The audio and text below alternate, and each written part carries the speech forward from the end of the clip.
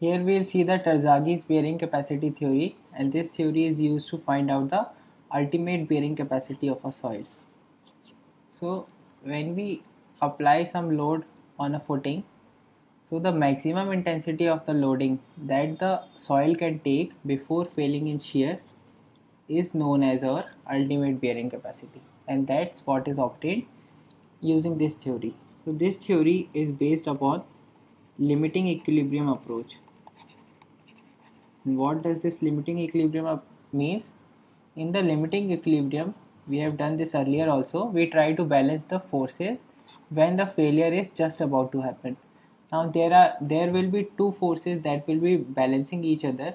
There will be a force that will be causing failure, and there will be a force that will be resisting failure. So what is the force here that is causing the failure? So the load that is being applied on the soil is our force that is causing failure. And what is the intensity or the maximum intensity of this loading? That is nothing but our ultimate bearing capacity. And the force which is resisting this failure is the shear strength of the soil. So this ultimate bearing capacity of the soil is obtained in terms of shear parameters. Now when we talk about statics, so this balance of forces is a part of statics. Now the statics consists of two conditions, that is the net force on the body should be 0 and the net moment on the body should be 0. In this Terzaghi's theory, only one of these conditions is satisfied, that is net force is 0 but net moment is not equal to 0. So this is a limitation of this theory. Now let's see the other assumptions which are made in this theory. So first is the footing is a strip footing, that means the length of footing is much greater than its width. So using this assumption, plane strain condition is implied. So this assumption means then we are talking about the plane strain condition. And the next one is the depth or the base of the footing is laid at a shallow depth. That means that depth of footing is less than equal to, or df by b is less than equal to 1. That is a case of shallow footing. The next one is the shear resistance of the soil between surface and depth df is neglected. We know that when we place this footing, so it is placed at some depth df.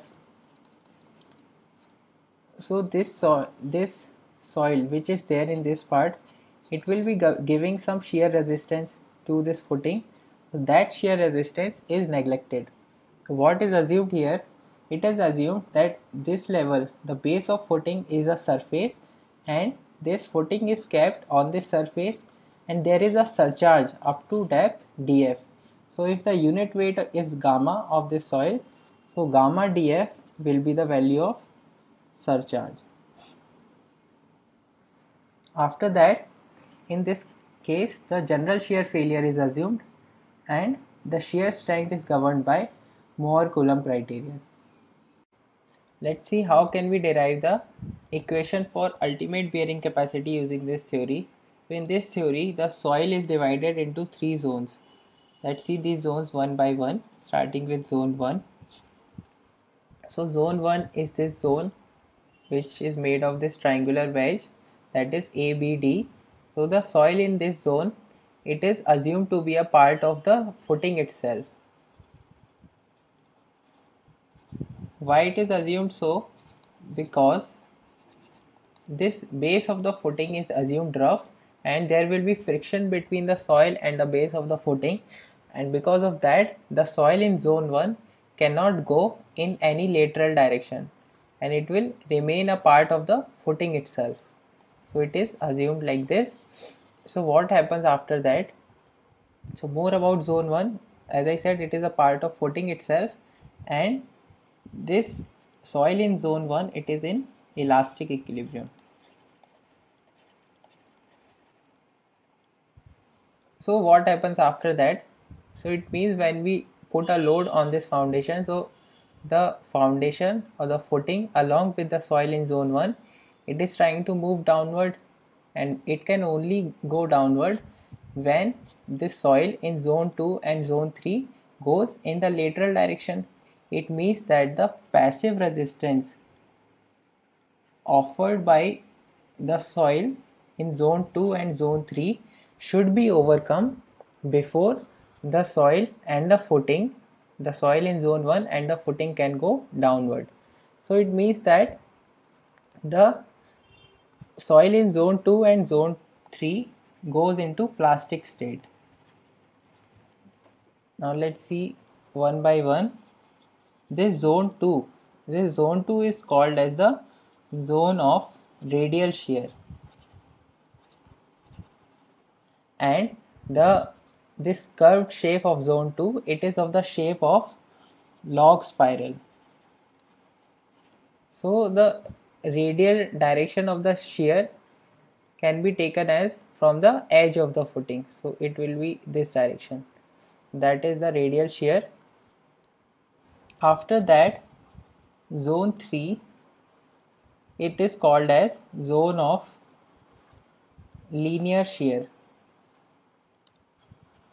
and this zone is in passive Rankine state.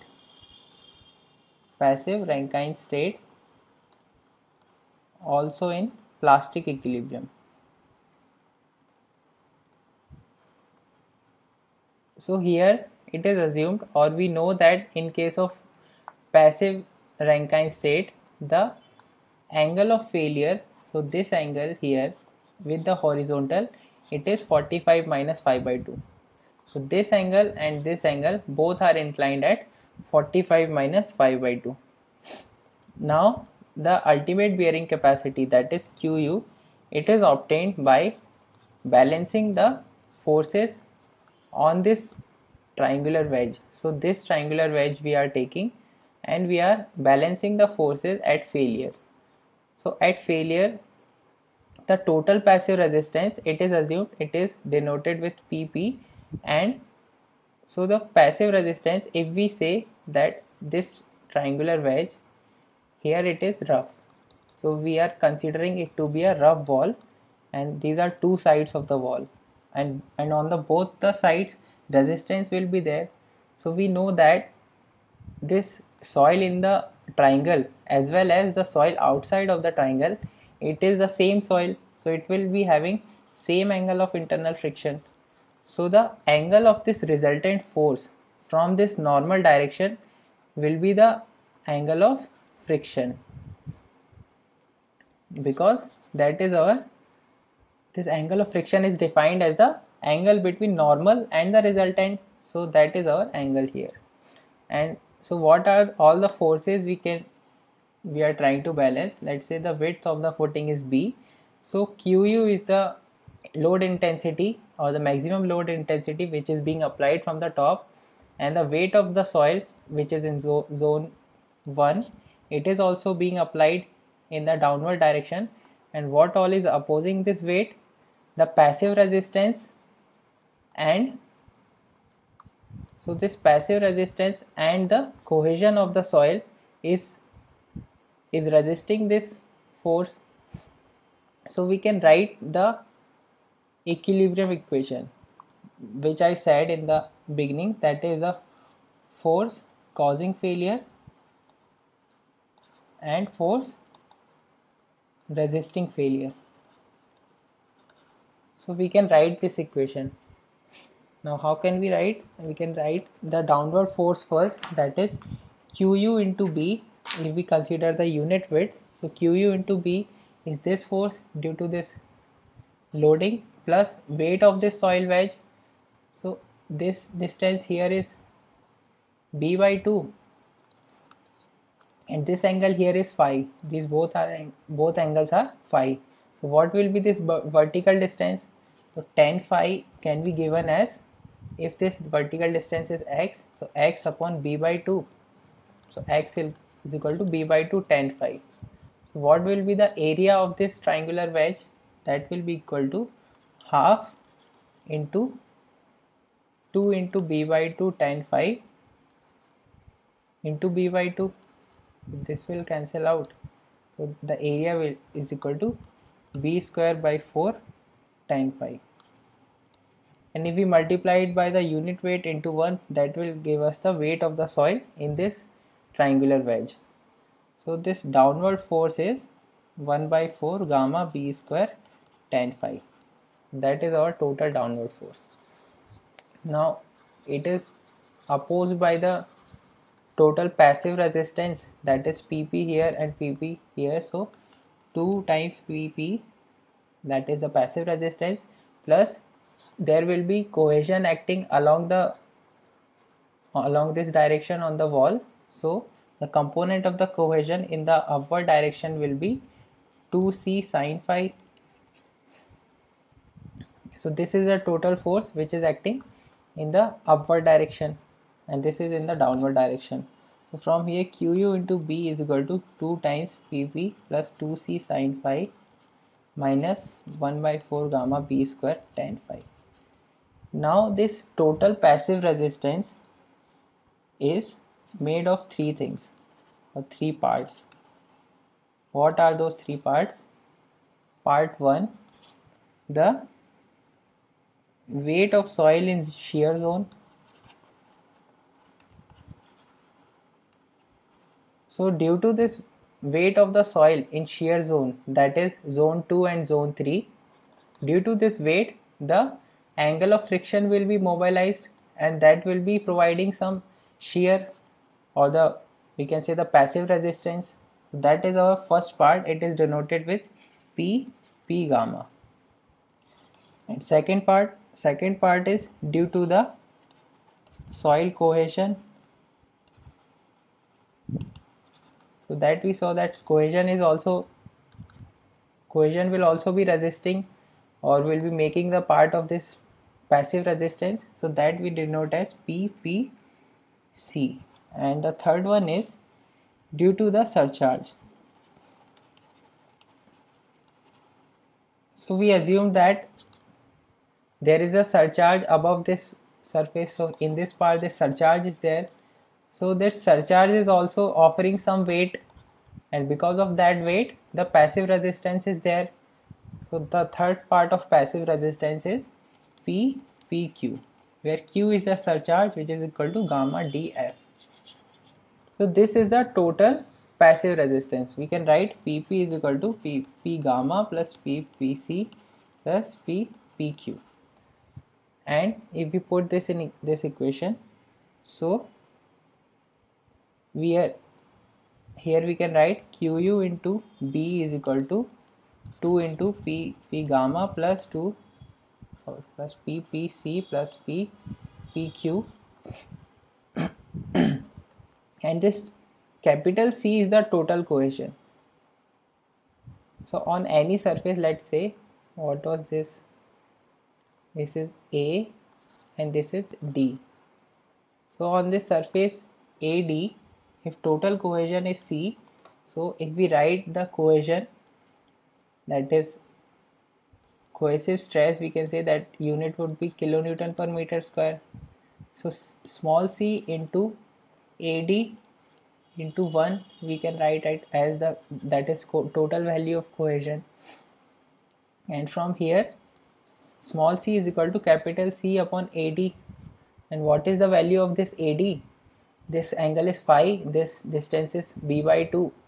So this AD is equal to b by 2 upon cos phi. And if you put this value here, so from this capital C we can replace with b by 2 upon cos phi. So sin phi upon cos phi will make tan phi. This is b tan phi minus 1 by 4 gamma b square tan phi. Now Terzaghi put some assumption, or we can say that this 2 into P gamma minus 1 by 4 gamma b square tan phi, it is replaced with half gamma b and gamma into b. That is, in this term we are putting the effect of soil weight in shear zone. and after that the next term is 2p pc plus bc tan phi. So in this term is replaced by b into c and c, and in this term we are putting the effect of cohesion, and the last term is p pq. So this term is replaced as b into q and q, and this term we are showing the effect of surcharge. So if you put these values in this equation, so from here the bearing capacity is obtained as Qu is equal to C and C plus Q and Q plus half gamma B and gamma. So that is our required equation. So here you need to know the assumptions of this theory and how we have obtained, like the zone 1, zone 2, zone 3, that you should know, and this final formula is the most important one. So this formula gives the ultimate bearing capacity.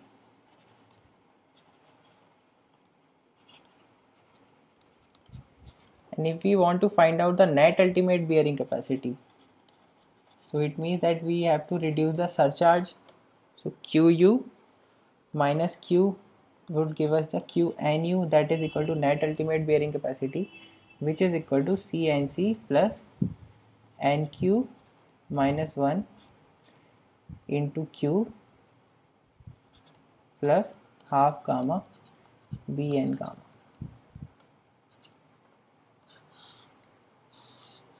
Now here these NC, NQ and N gamma, these are given by Terzaghi's and are known as Terzaghi's bearing capacity factors.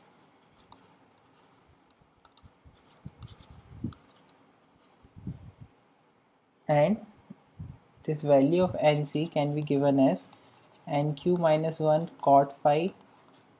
The value of NQ is given as A square upon 2 cos square 45 plus 5 by 2, and this value of A here is given as e to the power 3 pi by 4 minus 5 upon 2 tan phi, and the value of N gamma is given as half tan phi kp gamma upon cos square phi minus 1, and kp gamma is the coefficient of passive resistance.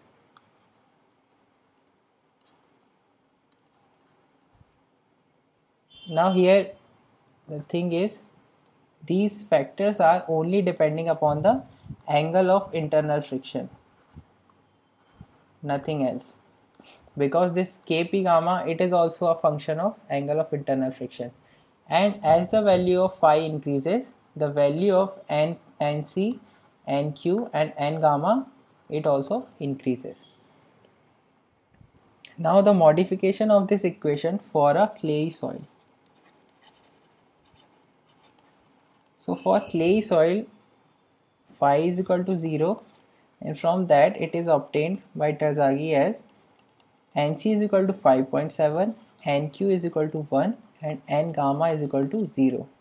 So if you put them in the equation, that is our basic equation, CNC plus QNQ plus half B N gamma into gamma. So here if you put these values, so Qu is equal to 5.7 C plus Q, and this term is 0. So this is the value of ultimate bearing capacity, and the net ultimate bearing capacity is given as 5.7 C, because this Q will be deducted. So this is value for cohesive soil. Next we will see the different modifications in the Terzaghi bearing capacity equation for different kind of footing, that is rectangular footing and circular footing, all those cases.